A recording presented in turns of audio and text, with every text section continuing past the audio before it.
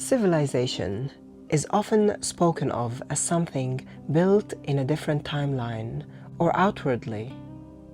Cities, laws, institutions, visible structures that organize collective life. But this is only the final layer of something far older. Before any civilization becomes external, it first becomes internal. It is formed quietly within the architecture of the human being itself. The individual, which constitutes a collective.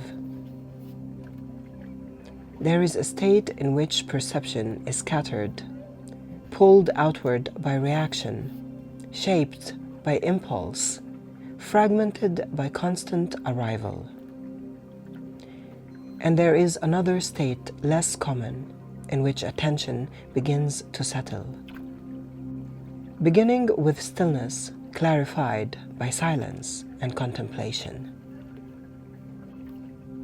Beginning with a state of inner coherence that does not depend on external conditions. The inner coherence is the beginning of what civilizations later attempt to reflect. For nothing in the outer world can hold order that does not already exist in some form within the consciousness that created it.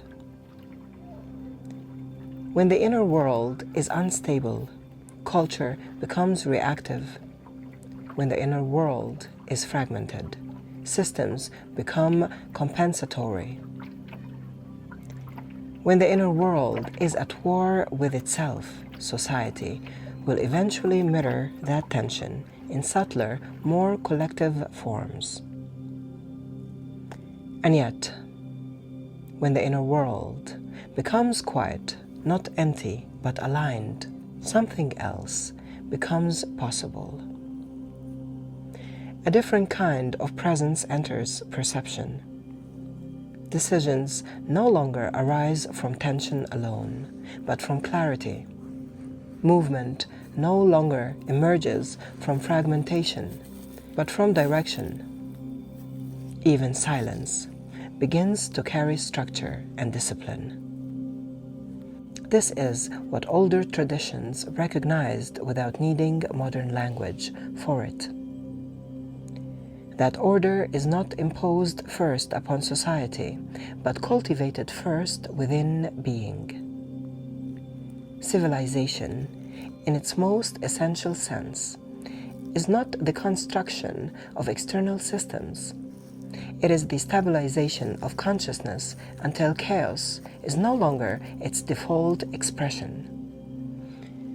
And this raises a question that cannot be answered collectively, only individually. What kind of world is being continuously generated through the quality of your inner state? Because what you call civilization outside of you is always a delayed reflection of a seed that has already taken shape within you. And once this is seen clearly, it cannot be unseen. It begins to shift the meaning of responsibility itself, not as obligation, but as creation.